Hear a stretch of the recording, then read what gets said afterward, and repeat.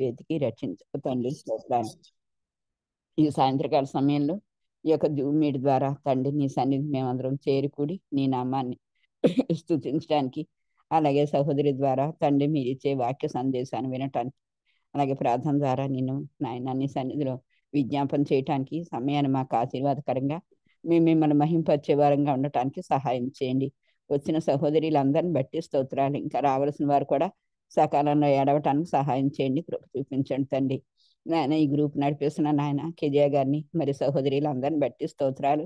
మరి సహోదరి నాయన కెజియా గారు ఎన్నో నాయన మరి బలహీనతలు ఉన్నప్పటికీ తండ్రి వాటన్నిటికంటా మించి నాయన నీ పరిచర్యలు వాడబడాలని, నీ చిత్తాన్ని జరిగించాలని ఎంతో వ్యయ ప్రయాసాలు నాయన ఓడ్చి తండ్రి నడిపిస్తున్న ఈ కూడికను బట్టి స్తోత్రాలు. సహకరిస్తున్న బిడ్డలందరిని బట్టి స్తోత్రాలు. అందరికీ రావాల్సిన దీవెలను అనుగ్రహించండి ప్రభా, సహాయం చేయండి. మేమందరము ఆత్మీయ మేలు పొందుకునే వారంగా ఉండటానికి నాయన మరి మాకు ఇచ్చిన నాయన ఈ యొక్క గొప్ప సహవాసాన్ని బట్టి మరోసారి మీకు స్తుతులు చెల్లిస్తూ వాక్యం చెప్పే నీ బిడ్డను నాయన మీ ఆత్మతో నింపండి ప్రభా, సహాయం చేయండి. ఎవరికి ఎటువంటి నాయన మరి ఆటంకాలు లేకుండా తండ్రి నాయన మరి మీరే సమయం అంతా కూడా మాకు ఆశీర్వాదకరంగా నాయన చేసి తండ్రి మహిమ పొందమని నాయన మరి నడిపిస్తున్న సహోదరిని కూడా దీవించి ఆశీర్వదించండి ప్రభా. నాకు ఇచ్చిన ఈ సమయాన్ని బట్టి కూడా మరోసారి మీకు స్తుతులు చెల్లిస్తూ సమస్త విషయాల్లో మీకే ఘనత మహిమ ప్రభావాలు ఆరోపిస్తూ మా రక్షణకర్త అయిన యేసుక్రీస్తు నామమున స్తుతించి ప్రార్థించి అడిగి వేడుకుంటున్నాను నా పరం తండ్రి. ఆమేన్. వందనాలండి. ప్రార్థించిన జయలక్ష్మి అక్క గారికి వందనాలు చెల్లిస్తూ ఉంటున్నాము. మన పాట ద్వారా దేవుని స్తుతిస్తాము. మన యొక్క స్థితిని జ్ఞాపకం చేసుకుంటూ మన ఏ స్థితిలో ప్రభు మనల్ని రక్షించాడో ఆ యొక్క ప్రభు యొక్క త్యాగాన్ని జ్ఞాపకం చేసుకుంటూ ఆ శిల్వ కార్యాన్ని తలపోస్తూ మన ప్రభు అయిన యేసుక్రీస్తు గారిని మనం స్తుతిస్తూ బాసిల్లను సిలువలో పాపక్షమ అనే పాట పాడుతూ దేవుణ్ణి ఆరాధిస్తాం.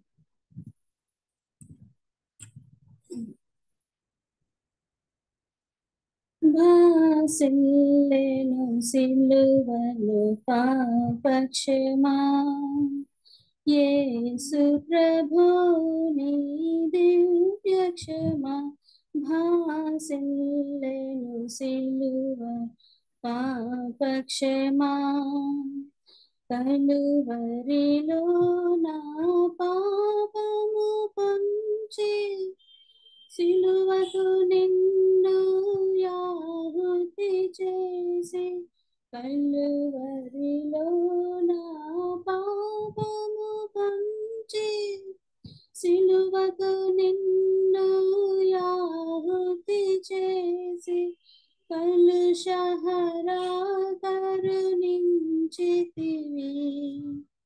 కలుషహరా కరుణించితివి భాసిల్లె సిలువలో పాపక్షమా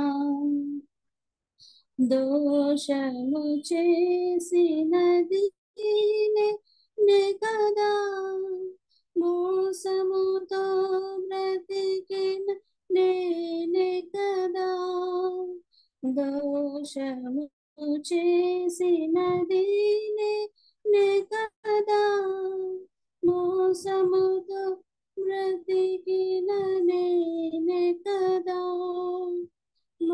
మోసితివాన శాపభరం మోసితివాన శాపభరం బాసిల్లె సిలువ పాపక్షమా పాపము చేసి గడించితి మరణం శాపమేగానే నార్జించినది పాపము చేసి గడించితి మరణం శాపమేగానే నార్జించినది కాపరివైనను బ్రోచితివి కాపరివైనను బ్రోచితివి బాసిల్లెను సిలువ పాపక్షమా నీ మరణపు వేదన వృథ కాదు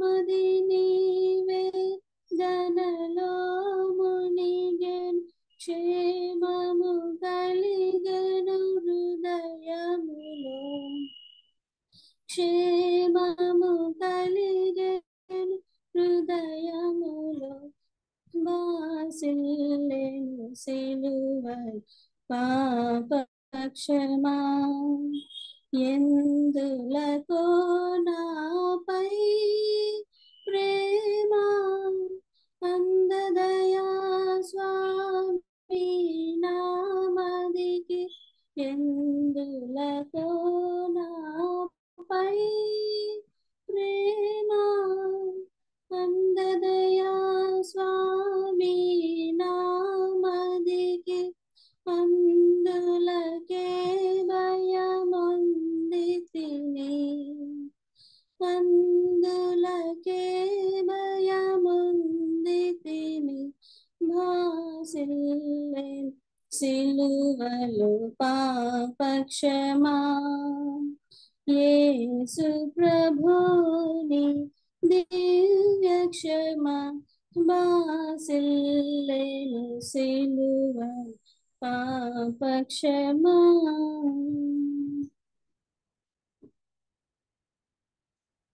ఈరోజు మనకు వాక్య పరిచయం చేయడానికి గొట్టిపాడు నుంచి పుందారాణి సిస్టర్ గారు ఉన్నారు. అక్క గారి గురించి పరిచయ వాకులు నాకు తేజాంతి గారు చేస్తారు.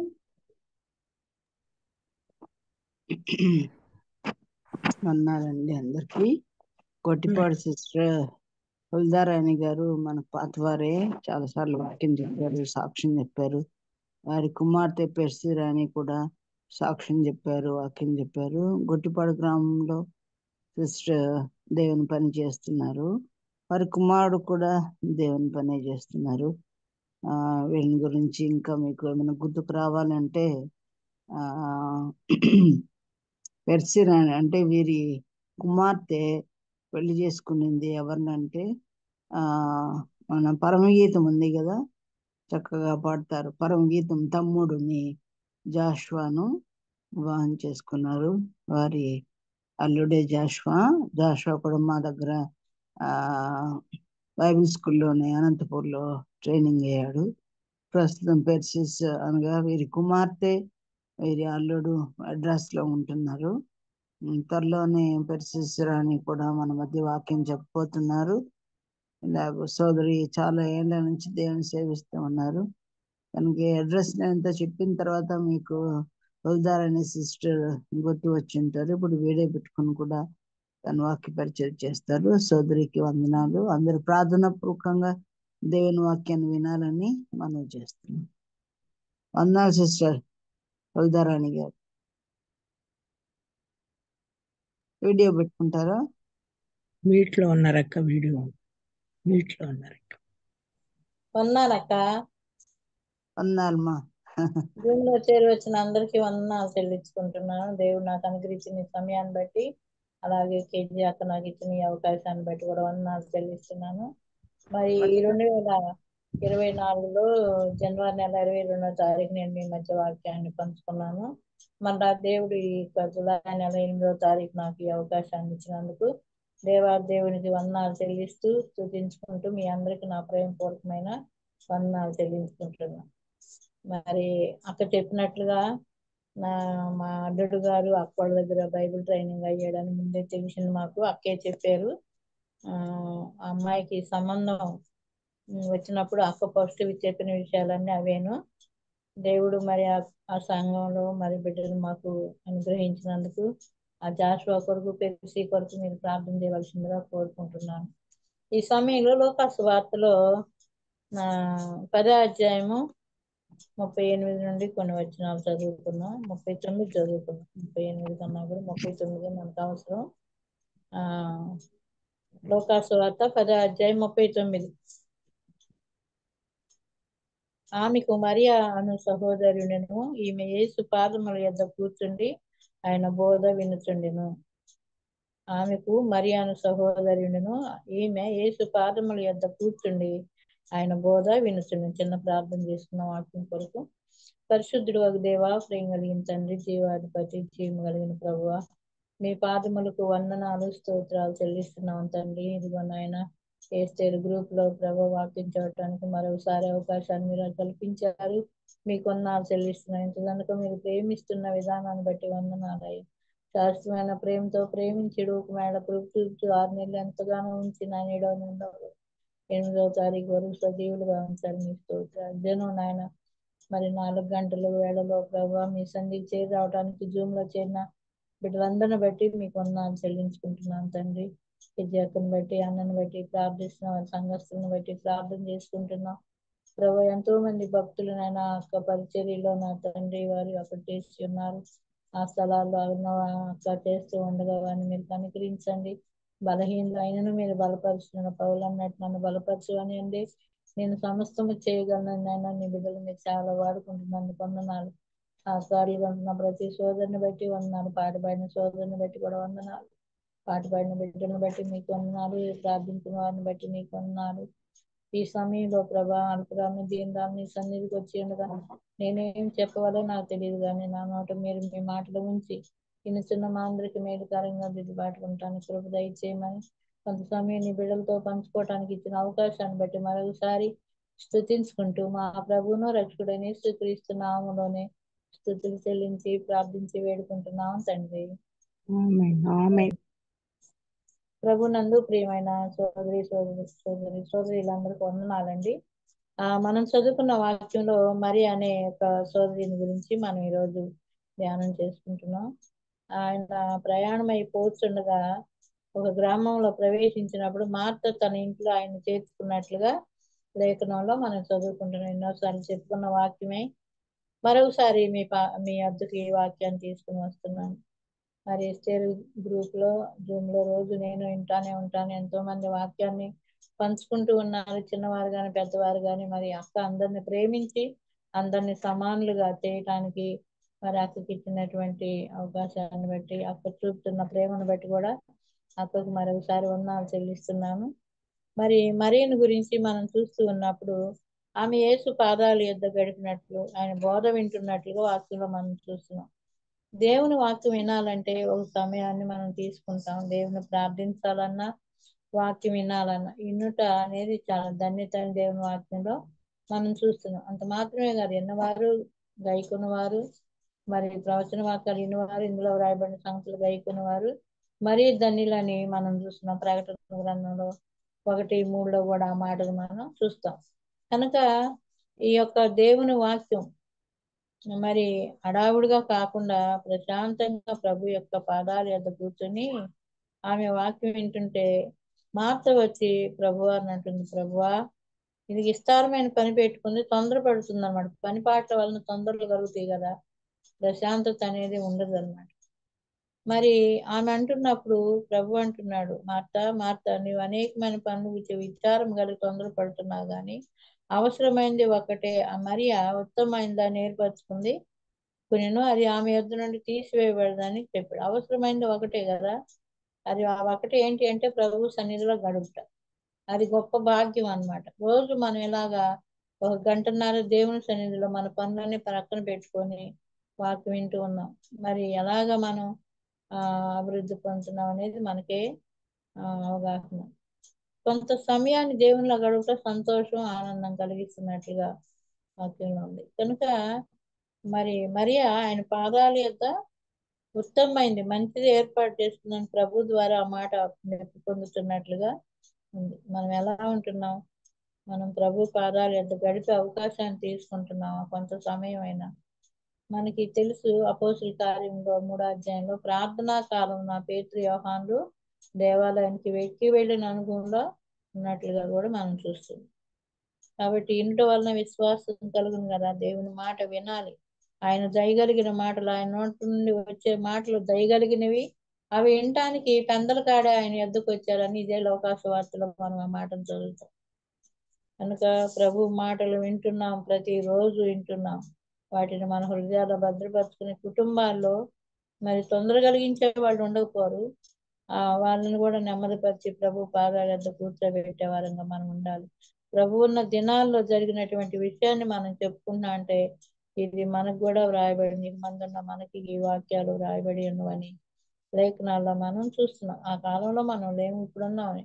ఈ కృపా కాలంలో దేవుని వాక్యం చెప్పబడుతున్నప్పుడు దేవుడు మన ఎదుట ఉండి చెప్పుతున్నట్టుగానే మనం ఈ మాటల్ని భావించే వారంగా ఉండాలి అని వాక్యం ద్వారా తెలుసుకుంటున్నాం. ఆయన పాదాల యొద్ద కూర్చున్నప్పుడు ఆయన బోధ ఏ మాటలు విన్నా ప్రయోజనం లేదు కానీ దేవుని మాట. లోకంలో విస్తారమైన మాటలు ఉంటూ ఉంటాయి. దినంలో ఎన్నో మాటలు వింటూ ఉంటారు, ఎన్నో మాటలు మాట్లాడుతూ ఉంటారు, కానీ అవసరమైన మాటలు ఎక్కడుంటాయి? గ్రంథంలో నుంచి మనం వాక్యం చదువుకుంటే ఆయన మనతో మాట్లాడుతున్నాడు.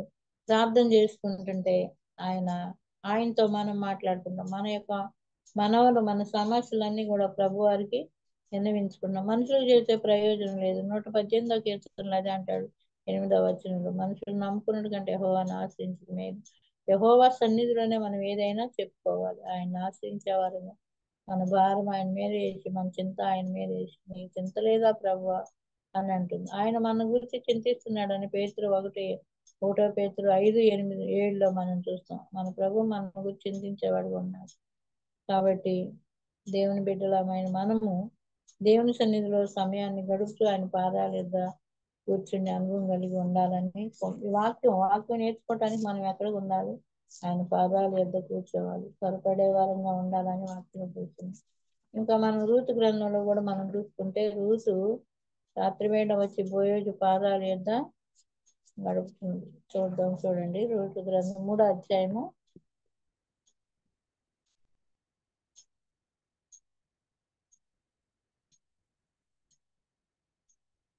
7వ వచనంలో, బోయోజు మనసును సంతోషించినట్లు అన్నపానాలు పుచ్చుకొని లోపలికి పోయి ధాన్యపు కుప్ప యొద్ద పండుకున్నప్పుడు ఆమె మెల్లగా పోయి అతని కాళ్ళ మీద ఉన్న బట్ట తీసి పండుకొని, మధ్యరాత్రి ఎందు అతడు ఉలికిపడి తిరిగి చూసినప్పుడు ఒక స్త్రీ అతని కాళ్ళ యొద్ద పండుకొని ఉండెను.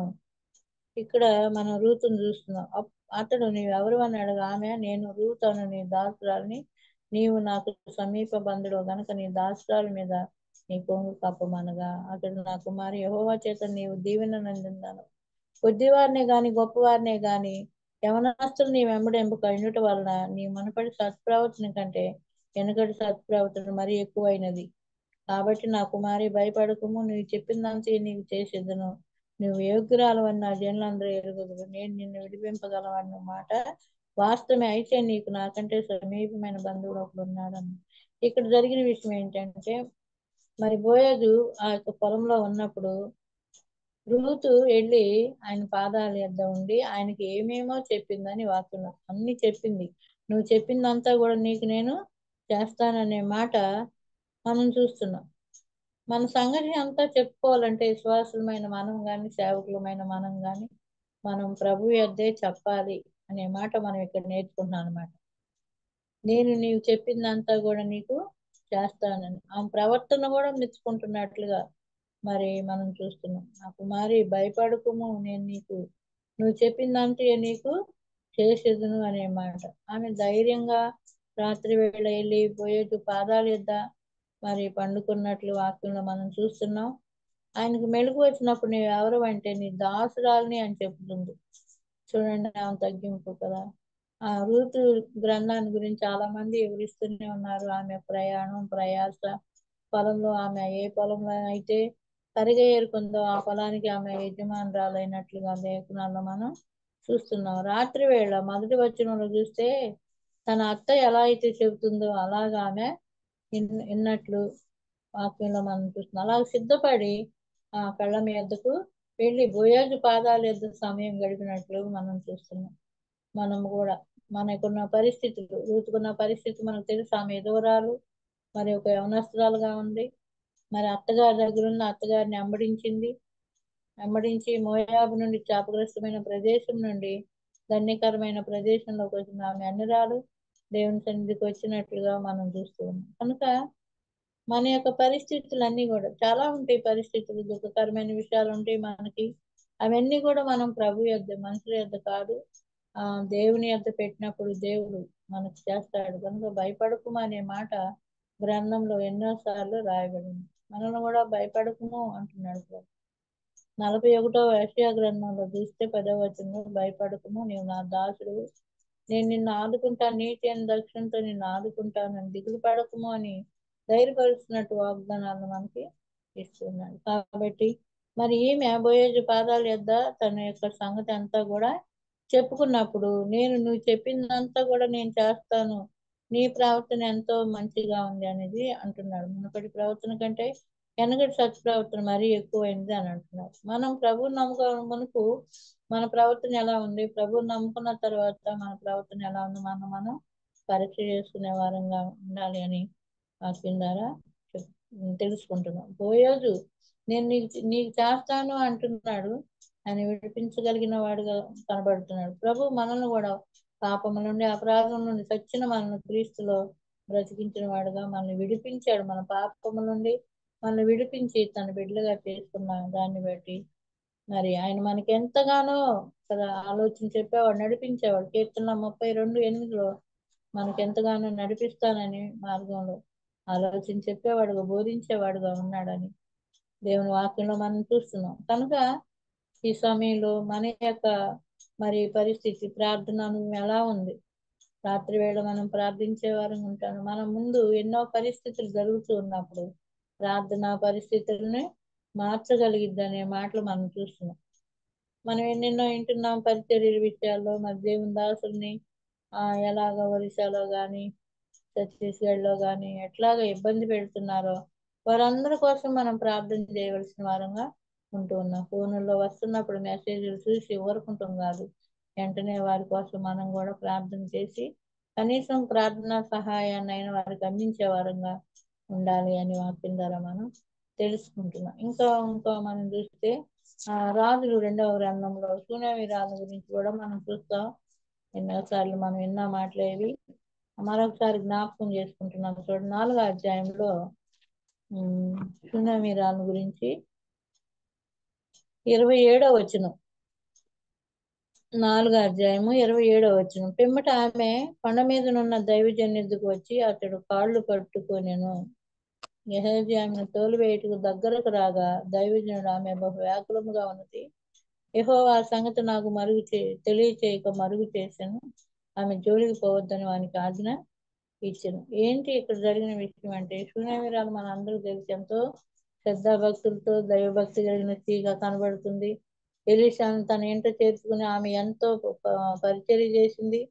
అంత మాత్రమే కాకుండా గోడ మీద మరి తన ఇంటి మీద ఆయనకు గది కట్టించినట్లుగా కూడా మనం 4:8 నుంచి మనం చదువుకుంటే మనకు అర్థమవుతుంది.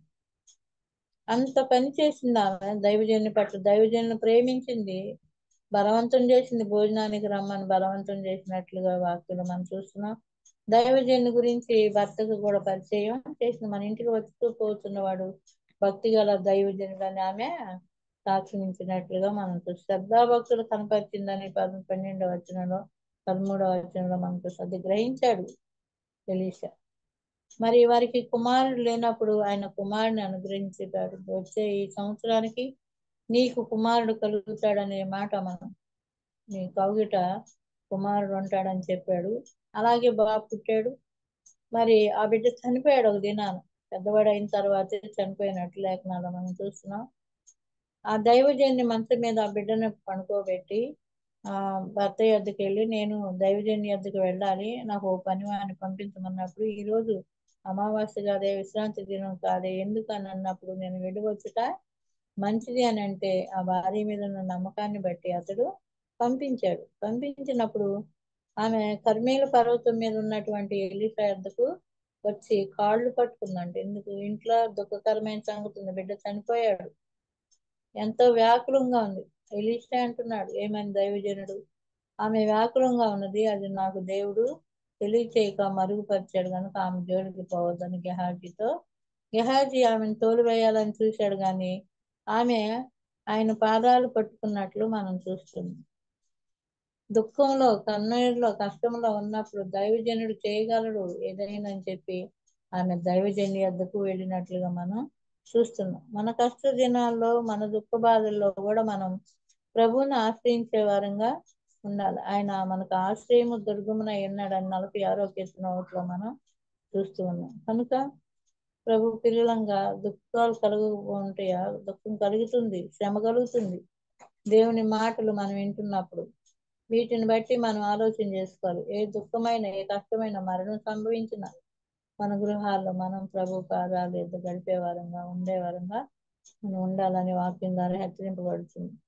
ఆయన కాళ్ళు పట్టుకుంది గెహాజీ నెలమంటుంటే ఆమె అంటుంది కదా, కాదు యెహోవా జీవముతోడు నేను నిన్ను విడవను అని చెప్పగా అతడు లేచి ఆమెతో కూడా పోయాను అనే మాట. గెహాజీ ఎలీషా ఇద్దరు వచ్చి మరి బిడ్డను ఆయన బ్రతికించినట్లుగా మనం చూస్తున్నాం. సజీవుడుగా కుమారుని ఆమెకు అప్పగించారు. ఆ దుఃఖ సమయంలో దైవజనుని పాదాలు ఎద్దుకొచ్చి ఎంత ప్రయాసపడిందో కదా.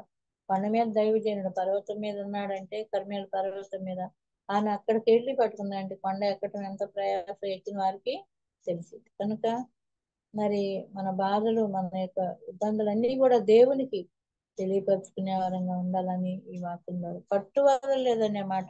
యెహోవా జీవంతోడు నీ జీవంతో నేను నిన్ను విడువనని చెప్పగా ఆమె దైవజను పట్ల ఎంతో మరి ప్రేమ కలిగిందిగా మనం చూస్తాం కదా. దైవజన్ని చూసే విషయంలో ఆయన పరిచర్య చేసిన విషయంలో కూడా మనం అదే ముందు మనకు కనపడతా ఉంది. దైవజనుల పట్ల మనం ఎలా ఉంటున్నాం అనేది మనం కూడా పరీక్ష చేసుకున్నవలసిన వారంగా ఉంటూ ఉన్నాం. ఈ కొండ మీదకి ఎక్కి మరి ఆయన పాదాల యొద్ద పట్టుకుని మరి ఆయన పాదాల యొద్ద ఉత్తమని నేర్చుకుందని వింటున్నాం.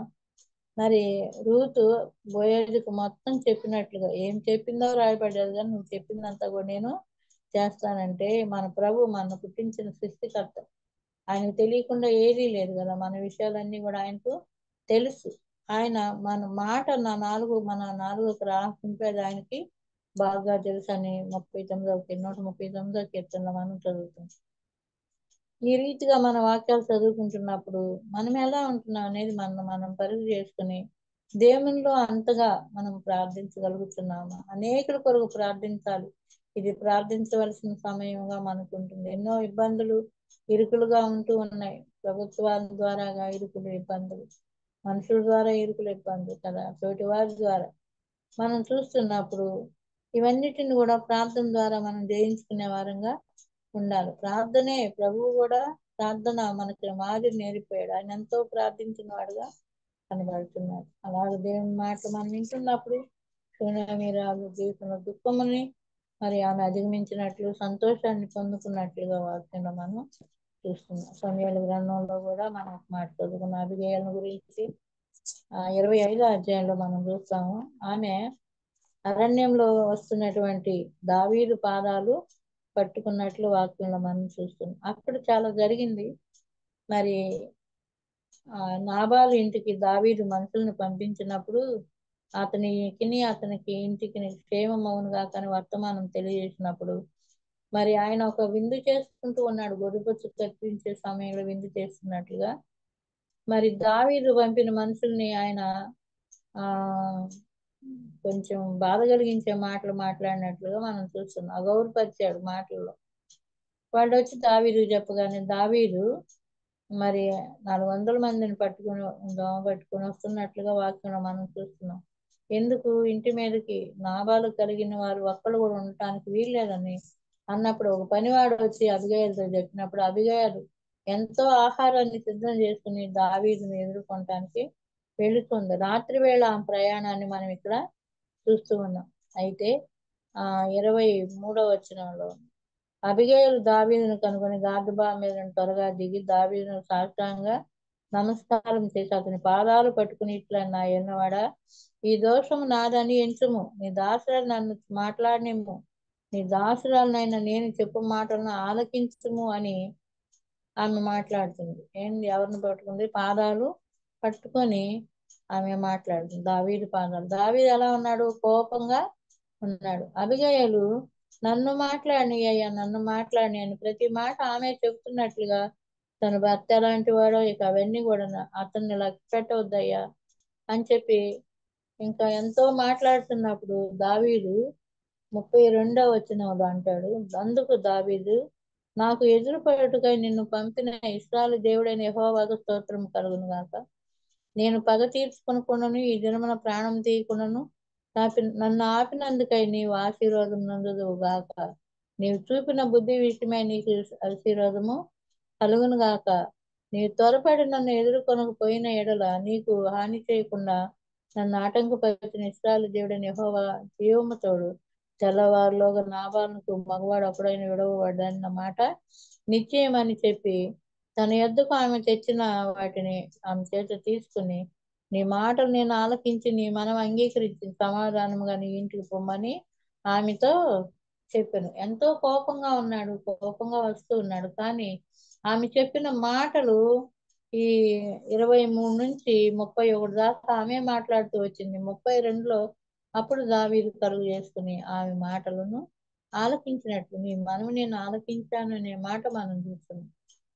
ఇక్కడ కూడా మరి ఇంటి మీదకి వస్తున్న అపాయాన్ని తప్పించుకుంది ఆమె. భర్తకు వస్తున్నటువంటి అపాయాన్ని కూడా తప్పించినట్లుగా ఉంది. కొందరు ఇలా ఉంటారండి ఆడవాళ్ళు. కొంతమంది కొన్నిసార్లు మనం ఎంత మరి మౌనంగా ఉండాలనుకున్నా కూడా కొన్నిసార్లు రివర్స్ అవుతా ఉండిద్ది.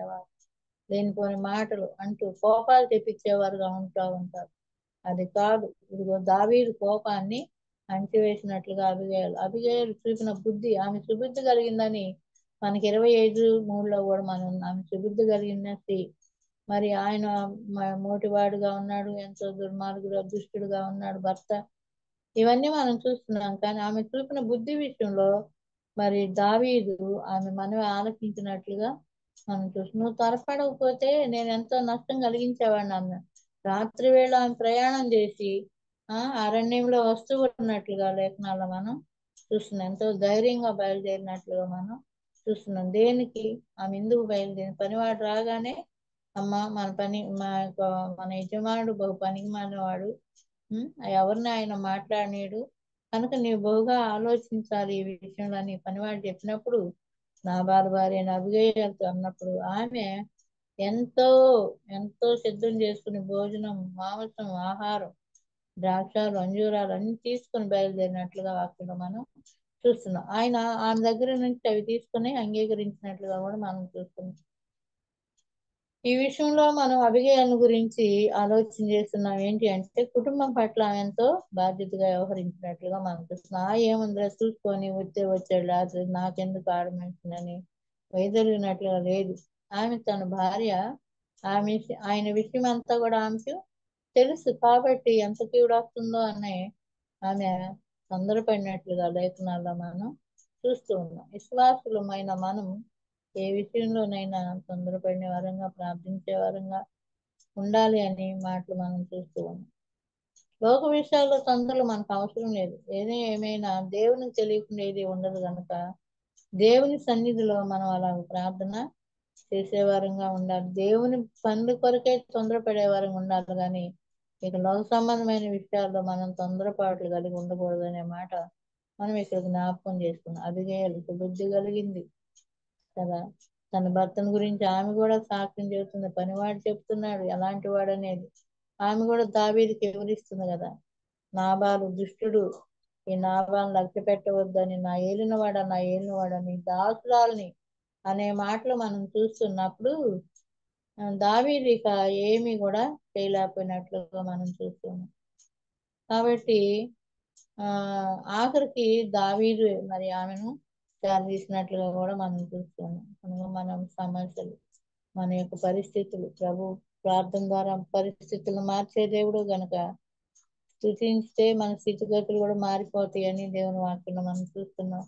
దావీదు ఎంతగా స్తుతించాడో, ప్రార్థించాడు 3 సార్లని, స్తుతించాడు 7 సార్లని లేఖనాల్లో మనం చూస్తున్నాం. కనుక అబిగయీలు చెప్పిన మాటను ఆయన ఆలకించినట్లుగా మనం చూస్తున్నాం. రూతు చెప్పిన మాటలు బోయజు ఆలకించాడు. అలాగే దావీదు కూడా అబిగయీలు మాటలను ఆలకించిన వాడు. మనం ఆలకించాననే మాట జవాబుగా ఇస్తున్నాడు. ఆశీర్వాదం నందుగా నువ్వు అని మనకు ఆశీర్వాదం. బుద్ధి విషయం అంటున్నాడు. మంచి బుద్ధి కలిగి ఉండాలి స్త్రీలు.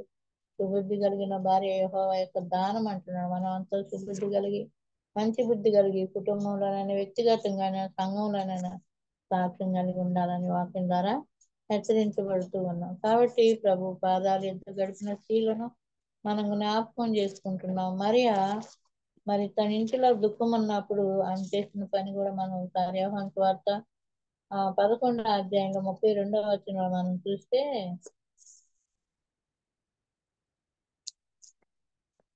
11:32లో అంతటా మరియ యేసు ఉన్న చోటికి వచ్చి ఆయన్ని చూసి ఆయన పాదముల మీద పడి, ప్రభువా నీవు ఇక్కడ ఉండిన యెడల నా సహోదరుడు చావకుండాను ఆయన ఆమె ఏడ్చుటయు ఆమెతో కూడా వచ్చిన యూదులు ఏడ్చుటయు యేసు చూసి కలవరపడి ఆత్మలో మూలుగుతూ అతన్ని ఎక్కడ ఉంచుతారని అడగా వారు, ప్రభువా వచ్చి చూడమని ఆయనతో చెప్పారు. యేసు కన్నీళ్లు విడిచును అనే మాట మనం ఇక్కడ చూస్తున్నాం.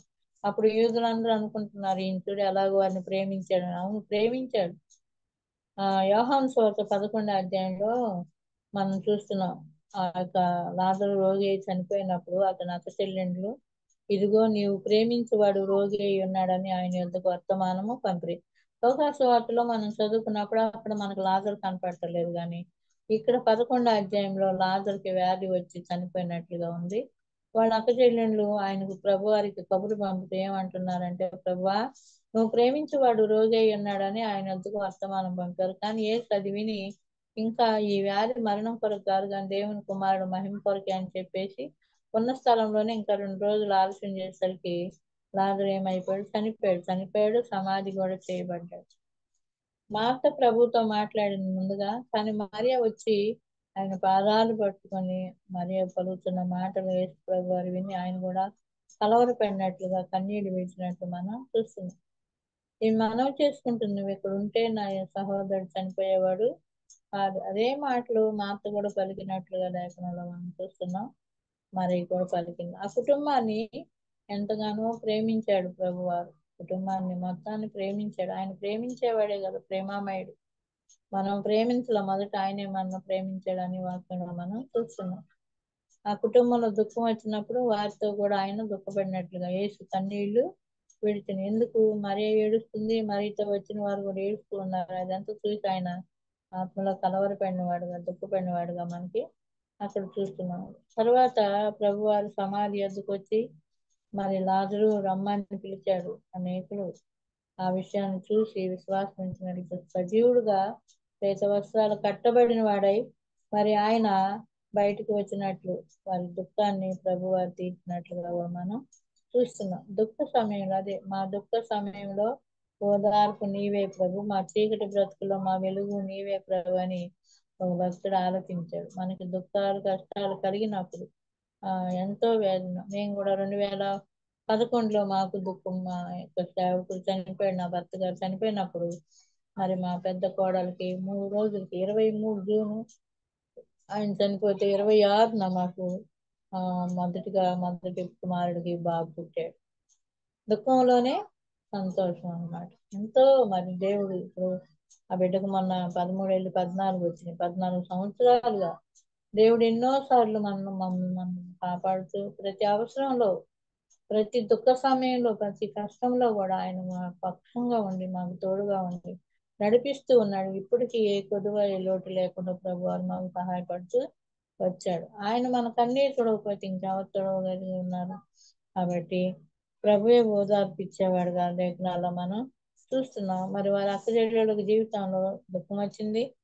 యేసు ప్రభు వారు కన్నీళ్లు పెట్టాడు. అదే యెషయా గ్రంథం నుండి వాడు యావత్ బాధలో కూడా ఆయన బాధ పొందేవాడుగా ఉన్నాడు అనే మాట మనం చూస్తాం. మన బాధల్లో, మన దుఃఖాల్లో, మన కష్టాల్లో ఆయన మనతో కూడా ఉండేవాడుగా ఉన్నాడు. అదే యోహాను సువార్త 12వ అధ్యాయంలో కూడా ఇక్కడ కూడా మనం ఆ కుటుంబం ముగ్గురు ఉన్నట్లుగా మనం చూస్తూ ఉన్నాం. మృతుల్లో 12వ అధ్యాయము యోహాను సువార్త 1 నుండి చూస్తే, కాబట్టి యేసు తాను మృతుల్లో నుండి లేపిన లాజరు ఉన్న బేతనియకు పస్కా పండుగ వారం దినములు ముందుగా వచ్చిన అక్కడ వారు ఆయనకు విందు చేసి మార్త ఉపచారం చేసిన. లాజరు ఆయనతో కూడా భోజనానికి కూర్చున్న వారిలో ఒకడు. అప్పుడు మరియా మిక్కిలి విలువగల జటామాంసి అత్తరు ఒక చెరునర్తి ఎత్తు తీసుకుని యేసు పాదములకు పూసి తన తల వెంట్రుకలు తన పాదాలు తుడిచెను. ఇల్లు ఆ అత్తరు వాసనతో నిండును అనే మాటలు మనం చూస్తున్నాం. ఇక్కడ కూడా కుటుంబం మొత్తం ముగ్గురు కనపడుతున్నాం. వీటి తల్లిదండ్రుల గురించి మనకు రాయబడలేదు, కానీ అక్క చెల్లెళ్ళు తమ్ముడు మాత్రం మనకు కనబడుతున్నారు. ఇక్కడ ముగ్గురు ఉన్నారు. మార్త ఉపచారం చేస్తుంది. ఒకప్పుడు మార్త ప్రభువా మరియ నీ యొద్ద కూర్చుంది, నేను పని చేస్తున్నాను చింతలేదు అని అడిగినాము. ఇప్పుడు సైలెంట్ గా ఉపచారం చేస్తున్నట్లు లేఖనాల్లో మనం చూస్తున్నాం. లాజరు ఆయనతో కూడా భోజనానికి కూర్చున్న వారిలో ఉన్నాడు. అప్పుడు మరియ చేసే పని ఎక్కడున్నా చేసే పని ఒకటిగానే మనకి కనబడుతూ ఉందన్నమాట. తొందరపడినట్లు మాట్లాడినట్లుగా కూడా మనకు లేదు. ఆ యొక్క 32 11:32లోనే ఆమె ఒక్కసారి మాట్లాడుతుంది, ప్రభువా నీవు ఎక్కడుంటే నా తమ్ముడు చనిపోయేవాడు కాదు అని. ఆమె కొద్దిసేపే మాట్లాడింది, కొంచెమే మాట్లాడింది, విస్తారమైన మాటలు కూడా కాదు. కానీ ఆ మాటకే ప్రభువారు ఎంతో చెల్లించిపోయినట్లు, ఎంతో కలవరపడినట్లుగా మనం చూస్తాం. ఇక్కడ కూడా ఆమె అత్తరు తీసుకుని వచ్చి విలువైంది ఆయనకు ఇస్తూ ఉన్నట్లుగా తల వెంట్రుకలతో ఆమెను పాదాలకు తుడిచింది, ఇల్లు ఆ అత్తరు వాసనతో నిండింది అనే మాట మనం చూస్తున్నాం. స్త్రీలకు వెంట్రుకలు ఘనముగా పైవిత్యంగా ఇవ్వని అని కొరింథీ పత్రికలో మనం ఆ వెంట్రుకలతో ఏం చేస్తుంది, ఘనమైనవన్నీ ఘనముగా ఉన్నాయి, ఘనమైన వెంట్రుకలే ఆమె విలువైన ఇవన్నీ కూడా పాదాలు ఎదురు తీసుకుని వచ్చినట్లుగా మనం చూస్తూ ఉన్నాం. ఆరాధన, ప్రభువును ఆరాధిస్తున్న బిడ్డగా మనకి కనబడతా ఉంది. ఇల్లు ఆత్ర వాసనతో ఉంది. ఎఫెసీ పత్రికలో కూడా మనం చూసిన 5వ అధ్యాయం 2వ వచనంలో మనం పరిమళ వాసనగా ఉండాలని ఆయన మన కొరకు బలిగా అర్పణగా అప్పగించుకున్నాడు. దుర్వాసనతో ఉన్న మన జీవితాలు పరిమళ వాసనగా ఉండాలని ఆయన మన కొరకు చేసిన త్యాగం ఎంతో గొప్పది అనే వాక్యాన్ని మనం చూస్తున్నాం. కలవరిశీలలో ప్రాణం పెట్టి విలువైన ఆయన రక్తాన్ని కార్చి మనలను పరిశుద్ధపరిచిన ప్రభువుని మనం ఎట్లా ఉంటున్నాం, ఎలా స్థుతిస్తున్నాం. మన గృహాలు అత్తర వాసనతో ఉంటున్నాయా, మన హృదయాలు సువాసనతో నిండి ఉన్నాయా అని మనం పరీక్ష చేసుకోవాల్సిన వారంగా ఉంటాం. మరి చేస్తున్న పని మనకు తెలుసు. మరి ఆ పాదాలు ఎద్దు కూర్చుని బోధ వింటూ ఉంది. బోధ విన్న వారిని గురించి విన్నాము. అలాగే బోధ ప్రభు సందులో ప్రార్థించిన వారిని ప్రాధేయపడిన అనుభవాలు కూడా మనం నేర్చుకున్నాం. ప్రాధేయపడాలి ప్రభు సందులో ప్రార్థించడం.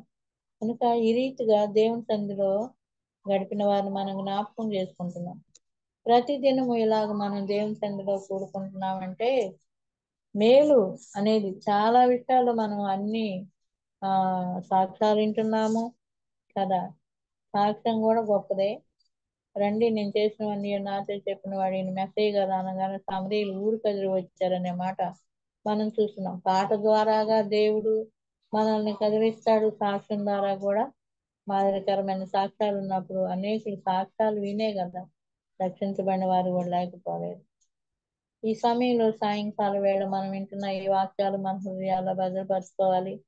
ప్రభు సన్నిధిలో మనం తగ్గించుకొని ప్రభు సన్నిధిలో గడిపే అనుభవం కలిగిన వారంగా ఉండాలి. ఎక్కడ గడిపినా ప్రయోజనం లేదు. దేవుని సన్నిధిలో గడపటం అనేది గొప్ప విషయం. మరి అనుభవంలో నుండి మనం చూస్తున్నాం, ఆమె మనవని దేవుడు ఆలకించాడు. ఆమె కన్నీరుని తుడిచిన వాడుగా కనబడుతున్నాడు.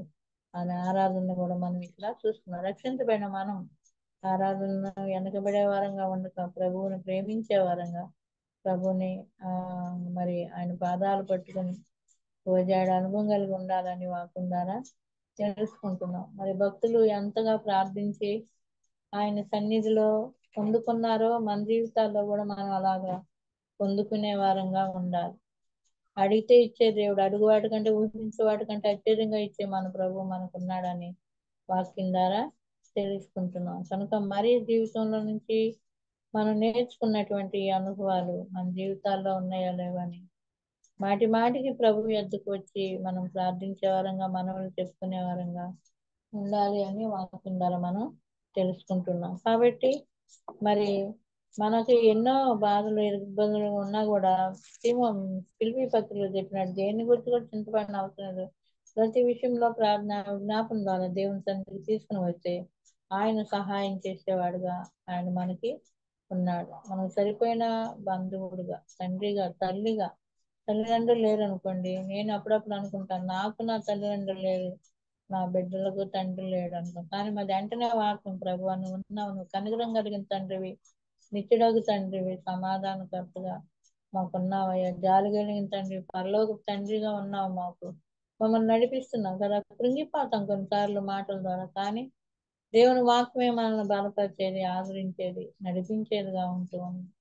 కాబట్టి వాక్యాన్ని జ్ఞాపకం చేసుకుంటూ వాక్యానుసారంగా మనం జీవించినప్పుడు ప్రభు మనకు సహాయం చేస్తాడు. మనం కూడా సమయం అనేది కాదు, ఏ సమయమైనా ప్రభు పాదాలు ఎంత గడిపే అనుభవంలో మనం ఉండాలి అని భక్తులు ఎలా ప్రార్థించారో మనం భక్తుల వలె ప్రార్థన జీవితాల్లో గడపాలి. వాక్యం అనేది ఇరువిగా వినబడుతుంది. వాక్యాలు దైవజనులు ఎప్పటికప్పుడే వాక్యాలు చెబుతూ మరి అక్కడ మీటింగులు జరిగినా కానీ యూట్యూబ్లో ఇస్తూ ఉన్నప్పుడు అవి కూడా మనం వినుకుంటూ ఉన్నాము. దైవజనులు ఎంతో మంది వాక్యాలను చెప్తున్నారు. మన తండ్రి వారు కూడా సండే జరిగే వాక్యాల్లో కూడా మరి మనకి వినిపిస్తున్నప్పుడు వాటిని మనం భద్రపరుచుకునే వారంగా వాక్యం దొరుకుతుంది. యెహోవా మీకు దొరుకుతామంది, ఆయన వెతుకుడు, ఆయన సమీపంలో ఉండగా ఆయన వేడుకునిడు అనే మాట మనం చూస్తున్నప్పుడు, వాక్యం మనకి ఇస్తారంగా దొరుకుతున్నప్పుడు, వినబడుతున్నప్పుడు మన హృదయాల్లో భద్రపరుచుకునే వాక్యం మన హృదయంలో ఉంటే మనం ఏమీ కూడా చేయలేమని 119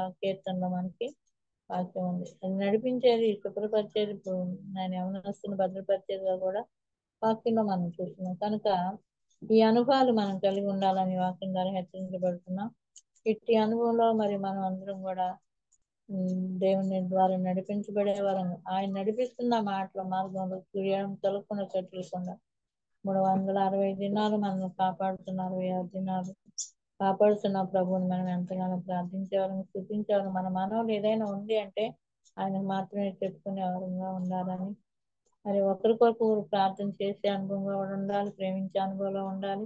ఇవన్నీ కూడా మనం ప్రభు దగ్గరే నేర్చుకోవాల్సిన వారంగా ఉంటూ ఉన్నాం. కనుక మరి వలె మరి ముందుగా మనం చదువుకున్న స్త్రీలు రూతు వలె, షూనేమీరాల వలె, అబిగయీల వలె యేసు పాదాల యొద్ద మనం గడిపే అనుభవం కలిగి ఉండాలని వాక్యం ద్వారా హెచ్చరించబడుతున్నాం. దేవుడు ఈ మాటలు మన కొరకు దీవించిన గాక. మా కొరకు ప్రార్థన చేయండి, మా కుటుంబం కొరకు ప్రార్థన చేయండి. ఈ దినం మా యొక్క సంఘంలో 2 పిల్లలు అన్నదమ్ములు ఏబు సీమోను వారి యొక్క వివాహ దినం, వారి కోసం కూడా ప్రార్థన చేయండి. యవన బిడ్డలు, రక్షించబడ్డ బిడ్డలు మరి హైదరాబాద్ డివైన్ లైట్ లో వాళ్ళు ఉంటున్నారు. చాలా కాలంగా దేవదాసు గారి దగ్గర వాళ్ళు ఎదుగుతున్నారు. మాకు ఆ డివైన్ లైట్ కి చాలా అనుబంధం ఉంది. మా పిల్లలందరూ అక్కడ చాలా మంది యవనస్తులు ఉన్నారు. నేను కూడా ఎప్పుడన్నా వెళ్ళినప్పుడు వెళ్తా ఉంటాను. దైవజనులు కలిసి ప్రార్థన చేయించుకొని వస్తూ ఉంటాను. ఆ పిల్లల కోసం కూడా మీరు వ్యక్తిగతంగా ఈరోజు ప్రార్థన చేయవలసిందిగా కోరుకుంటూ, నా కుటుంబం కొరకు, అలాగే మరి బిడ్డ చెన్నైలో ఉన్న పెళ్లి కొరకు మీరందరూ ప్రార్థన చేయండి. నేను మీ కొరకు ఎస్ఏల్ గ్రూప్ వారి కొరకు ప్రార్థన చేస్తున్నాను. కొంతమంది మరి వాక్యం చెప్పిన బిడ్డలందరి కొరకు కూడా ప్రార్థిస్తున్న కేజీ కొరకు, అన్న కొరకు, సంఘం కొరకు ప్రార్థన చేస్తూ ఉంటాను. నా కొరకు, నా కుటుంబం కొరకు, మనకు 2 సంఘాలు ఉన్నాయి. ఆ సంఘాల కొరకు ప్రార్థన చేయవలసిందిగా ప్రభువు నామమున మనం చేసి నా మాటలు ముగిస్తున్నాను. దేవుడి మాటలు దీవించను. వందనాలమ్మా, మీ అందరికి వందనాలు. వందనాలు. చక్కని వాక్యం అందించినటువంటి కుల్దారాణి ఆంటీ గారికి ప్రత్యేకమైన వందనాలు చెల్లిస్తూ ఉంటున్నాను. లూకా సువార్త 10వ అధ్యాయము 38 నుంచి 42 వచనాల్లో ఉన్నటువంటి మరి ఒక జీవితాన్ని ఆంటీ గారు మన మధ్యకి తీసుకొని వచ్చారు. యేసు పాదాల యొద్ద ఆమె బోధ వింటుంది. తను హడావిడిగా కాకుండా ప్రశాంతంగా వింటుంది. సో కొంత సమయమైనా దేవునితో మనము ప్రశాంతంగా గడుపుతున్నామా అన్న ప్రశ్న వేసుకొని మనం ప్రతిరోజు మనము ప్రశాంతంగా దేవుని చెంత కొంత సమయం గడపాలి అని చెప్పేసి మనకు తెలియజేయబడింది. అలానే రూతు బోయేజు పాదాల యొద్ద తను ఎలాగైతే తన విషయమంతా కూడా తను ఎలాగో తెలియజెప్పిందో, అలానే మనం కూడా మన యొక్క ప్రతి విషయాన్ని కూడా ప్రభువైన యేసుక్రీస్తుతో మనం తెలియజేసే వారంగా ఉండాలని చెప్పేసి రూతు యొక్క జీవితం ద్వారా మనము తెలుసుకుంటున్నాం. ఆమె మునుపటి ప్రవర్తన, వెనుకటి ప్రవర్తన చాలా తేడా, వ్యత్యాసం ఉంది అని చెప్పేసి తెలియజేయబడుతున్నాము. అలానే ఇంకొక స్త్రీ గురించి, షూనేమీరాలు గురించి గారు తెలియజేశారు. దైవజనుని తను ప్రేమించిన రీతి, తన ఆతిథ్యం ఇచ్చిన రీతి, దుఃఖంలో ఆయన పాదాలను పట్టుకున్న రీతిని అంతా కూడా మనం జ్ఞాపకం చేసుకున్నాము. మన యొక్క ప్రతి వేదనలో బాధల్లో మన ప్రభువుకే చెప్పుకోవాలి అని చెప్పేసి మనము తెలియజేయబడ్డాము.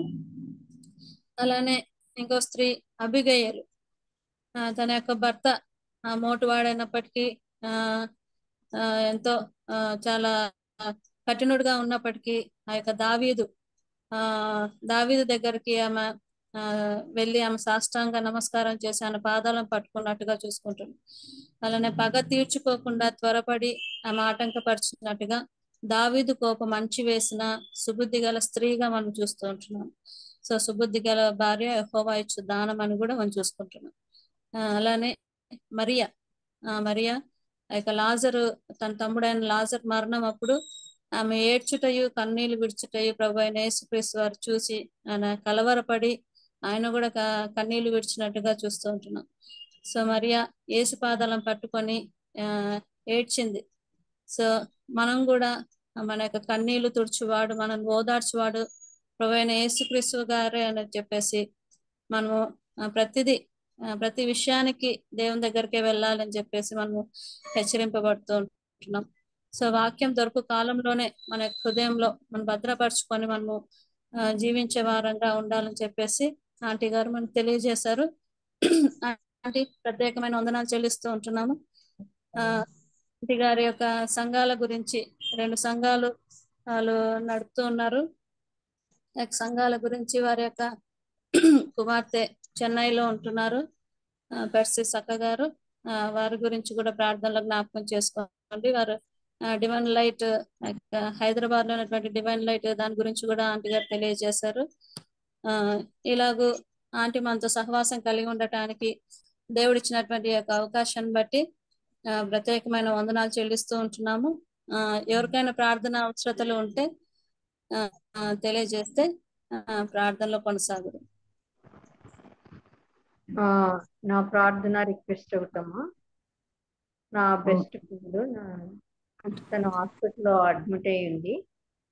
జ్వరము జలుబు అంట, తర్వాత ఆస్తమా కూడా ఉంది అనేసి హాస్పిటల్ అడ్మిట్ చేసి, ఆస్ట్రేలియాలో తన పేరు వచ్చి మేరీ శ్రీతమణి, జ్యోతి అని కూడా అంటాము.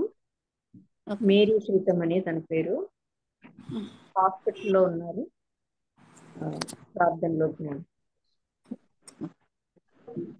ఓకే. మరికొన్ని ప్రేయర్ ఐటమ్స్ మనం విందామండి. వాక్యం చెప్పిన సోదరి హుదా గారికి వందనాలు తెలియజేస్తున్నాము. వారు కోరిన రీతిగా వారి కొరకు, వారి సంఘాల కొరకు వారు ప్రార్థన చేయమన్న 2 యవనస్తులు వారి యొక్క వెడ్డింగ్ యానివర్సరీ అని విన్నాము. వారి కొరకు కుమార్తె అలాగే అల్లుడు వీళ్ళందరి కొరకు సిస్టర్ని కూడా జ్ఞాపకం చేసుకొని ప్రార్థన చేద్దాము. మన మధ్య ప్రేయర్ ఐటమ్స్ 1-2-3 ఉన్నాయి. మనకు చాలాసార్లు మన ప్రార్థనలే, మన కుటుంబ ప్రార్థనలే మనం చేసుకుంటున్నాం, కానీ మన గ్రూప్లో పోస్ట్ చేస్తున్న కొన్ని ప్రాముఖ్యమైనవి ఉన్నాయి. వాటిని మీరు చదువుతున్నారో లేదో నాకు తెలియదు.